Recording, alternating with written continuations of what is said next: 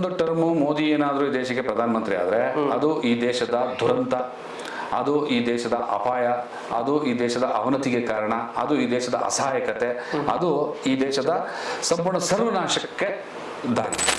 ಮೋದಿ ಅಂತಂದ್ರೆ ಈ ದೇಶಕ್ಕೆ ಅಂಟಿರುವಂತಹ ಜಾಡ್ಯ, ಮೋದಿ ಅಂತಂದ್ರೆ ಈ ದೇಶದ ಬಹುದೊಡ್ಡ ರೋಗ, ಮೋದಿ ಅಂತಂದ್ರೆ ಈ ದೇಶದ ಅಪಾಯ, ಮೋದಿ ಅಂತಂದ್ರೆ ಈ ದೇಶದ ಘನತೆ ಮತ್ತು ಗೌರವವನ್ನ ಹಾಳು ಮಾಡುವಂತಹ ಮತ್ತೆ ಅದನ್ನ ಎಲ್ಲವನ್ನೂ ನಾಶ ಮಾಡುವಂತಹ, ಅದಕ್ಕೆ ಪದ ಇಲ್ಲ ನನ್ನ ಹತ್ರ, ಗೊತ್ತಿಲ್ಲ, ಅದೇನೋ ಇರ್ಬೋದೇನೋ, ಅದು ಅಂಥದ್ದೊಂದು ಪದ ಅದು.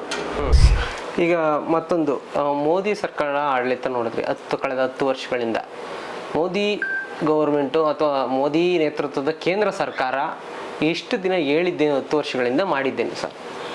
ಹೇಳಿದೆಲ್ಲ ಸುಳ್ಳು, ಮಾಡಿದ್ದೇನೂ ಇಲ್ಲ, ಮುಗಿದೋಯ್ತು ಅವ್ರು ಒಂದೇ ವರ್ಡ್. ಮತ್ತೇನು ಅವ್ರ ಬಗ್ಗೆ ಮಾತ್ರ ಅವ್ರು ಹೇಳಿದ್ದೆಲ್ಲವೂ ಸುಳ್ಳು.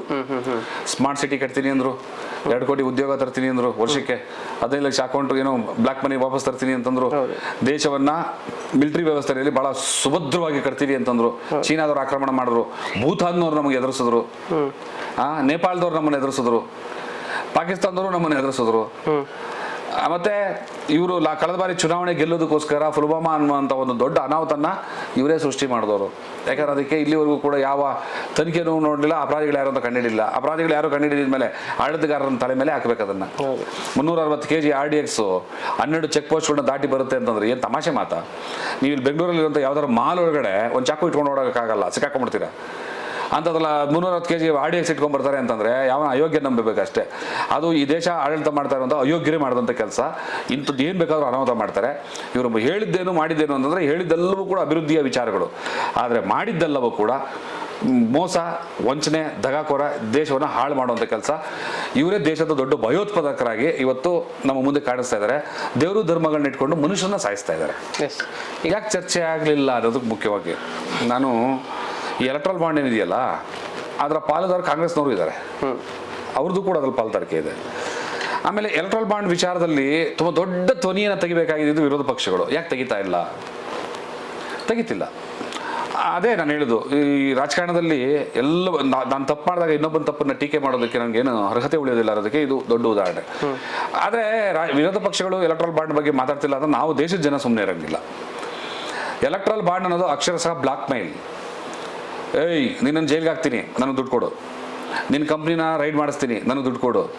ನಿನ್ನ IT ರೈಡ್ ಮಾಡಿಸ್ತೀನಿ, ದುಡ್ಡು ಕೊಡು. ನಿನ್ನ ED ರೈಡ್ ಮಾಡಿಸ್ತೀನಿ, ದುಡ್ಡು ಕೊಡು. ಈ ಥರ ಎದುರಿಸಿ ಈ ಲೋಕಲ್ ಬೀದಿ ರೌಡಿಗಳು ವಸೂಲಿ ಮಾಡ್ತಾರೆ ಗೊತ್ತಾ? ಹಫ್ತಾ ವಸೂಲಿ ಮಾಡ್ತಾರೆ. ಫುಟ್ಪಾತಲ್ಲಿ ಏನೋ ತಳ್ಳ ಗಾಡಿ ಇಟ್ಕೊಂಡಿರೋನು, ಆ ಮೀನ್ ಮಾರೋನು, ಇನ್ಯಾರೋ ಕಬಾಬ್ ಮಾರೋನು, ಫ್ರೈಡ್ ರೈಸ್ ಮಾರೋನ ಹತ್ರ ವಸೂಲಿ ಮಾಡ್ತಾರಲ್ಲ ಕೆಲವು ಬೀಟ್ ಪೊಲೀಸ್ನವ್ರು 10 ರೂಪಾಯಿ ವಸೂಲಿ ಮಾಡ್ದಂಗೆ. ಅಂದರೆ ಅಧಿಕಾರದಲ್ಲಿದ್ದು ಯೂನಿಫಾರ್ಮ್ ಸಮೇತ ವಸೂಲಿ ಮಾಡ್ತಾರೆ. ಈಗ ನೀವು ಕಲಸಿಪಾಳ್ಯ, ಶಿವಾಜಿನಗರ ಅಥವಾ ಯಶವಂತಪುರದ ಮಾರ್ಕೆಟ್ಗಳಲ್ಲಿ ಓಡಾಡಿದ್ರೆ ಈ ಹೊಯ್ಸಳ ವೆಹಿಕಲ್ಗಳನ್ನ ಹಾಕೊಂಡು ಬಂದು ನೀವು ಪೊಲೀಸ್ನವ್ರು ಹೋಗಿ 10 ರೂಪಾಯಿ, 5 ರೂಪಾಯಿ, 20 ರೂಪಾಯಿ ವಸೂಲಿ ಮಾಡ್ತಾ ಇರ್ತಾರೆ ಅವ್ರ ಹತ್ರ. ಅದು ಎಂಥದ್ದು ಥರ್ಡ್ ರೇಟೆಡ್ ರೋಲ್ ಕಾಲ್ ಅದು ಪೊಲೀಸ್ನವ್ರು ಮಾಡೋದು. ಅದೇ ರೀತಿ ಮೋದಿ ಗೌರ್ಮೆಂಟು ಆ ಥರ್ಡ್ ರೇಟೆಡ್ ರೋಲ್ ಕಾಲ್ನ ಈ ಎಲೆಕ್ಟ್ರಲ್ ಬಾಂಡ್ ಹೆಸರಿನಲ್ಲಿ ಮಾಡಿತ್ತು. ದೇಶ ಇದನ್ನು ನೋಡಿದೆ. ಇದನ್ನು ನೋಡಿದ ಮೇಲೆ ಸುಮ್ಮನೆ ಇದ್ದರೆ ಮಹಾ ದೊಡ್ಡ ತಪ್ಪಾಗುತ್ತೆ. ಇಂಥ ಒಂದು ರೋಲ್ ಕಾಲ್ ಗಿರಾಕಿಗಳನ್ನ, ಥರ್ಡ್ ರೇಟೆಡ್ ರೋಲ್ ಕಾಲ್ ಗಿರಾಕಿಗಳನ್ನ ಅಷ್ಟು ದೊಡ್ಡ ಉನ್ನತ ಸ್ಥಾನದಲ್ಲಿ ಕೂರಿಸೋದು ದೊಡ್ಡ ಅಪಾಯ ಮತ್ತು ಅಪಾಯಕ ಇರೋ ಅಪರಾಧ ಆಗ್ತದೆ. ಅಪರಾಧ ನಮ್ದಾಗ್ತದೆ. ನಾವು ಅದು ತಿದ್ಕೋಬೇಕು. ಇವ್ರನ್ನ ಆದಷ್ಟು ಬೇಗ ಈ ಅಧಿಕಾರದಿಂದ ಕಿತ್ತು ಒಗಿಬೇಕು ಅಂತ ಕೇಳ್ಕೊತೀವಿ. ಒಂದು ಟರ್ಮು ಮೋದಿ ಏನಾದರೂ ಈ ದೇಶಕ್ಕೆ ಪ್ರಧಾನಮಂತ್ರಿ ಆದರೆ ಅದು ಈ ದೇಶದ ದುರಂತ, ಅದು ಈ ದೇಶದ ಅಪಾಯ, ಅದು ಈ ದೇಶದ ಅವನತಿಗೆ ಕಾರಣ, ಅದು ಈ ದೇಶದ ಅಸಹಾಯಕತೆ, ಅದು ಈ ದೇಶದ ಸಂಪೂರ್ಣ ಸರ್ವನಾಶಕ್ಕೆ ದಾರಿ.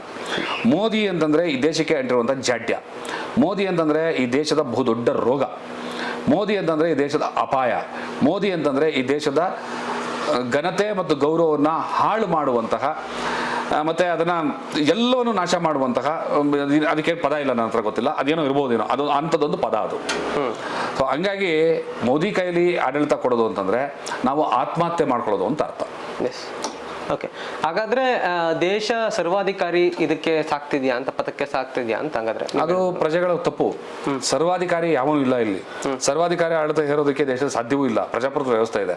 ಆದರೆ ಪ್ರಜಾಪ್ರಭುತ್ವ ವ್ಯವಸ್ಥೆಯಲ್ಲಿ ಇದ್ದುಕೊಂಡು ಸರ್ವಾಧಿಕಾರಿ ಆಡಳಿತವನ್ನ ಮಾಡುವಂತಹ ಒಬ್ಬ ಆ ಥರದ ಮನಸ್ಥಿತಿಯ ದುಷ್ಟತನದ ವ್ಯಕ್ತಿಯನ್ನು ನಾವು ಆಯ್ಕೆ ಮಾಡಿದೀವಲ್ಲ, ಅದು ಈ ದೇಶದ ಪ್ರಜೆಗಳ ತಪ್ಪು.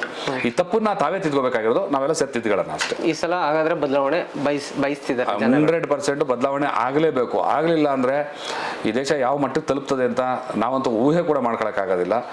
ಯಾಕೆಂದರೆ ಇವತ್ತು ನಿಮ್ಮ ಹತ್ರ ಅರ್ಧ ಎಕರೆ ಹೊಲ ಇದ್ದರೆ ಮತ್ತೆ ಒಂದು ಸ್ವಲ್ಪ ದುಡ್ಡಿದ್ರೆ ಅದನ್ನು ಬ್ಯಾಂಕ್ನಲ್ಲಿ ಇಡಬೇಕಾಗ್ತದೆ ದುಡ್ಡು. ಅಲ್ಲಿ ಅದು ಸರ್ವಿಸ್ ಚಾರ್ಜ್ ಅದು ಇದು ಮಣ್ಣು ಮಸಿ ಅಂತ ನಿಮ್ಮ ದುಡ್ಡು ಲೂಟಿ ಮಾಡ್ತಾ ಇದ್ದಾರೆ.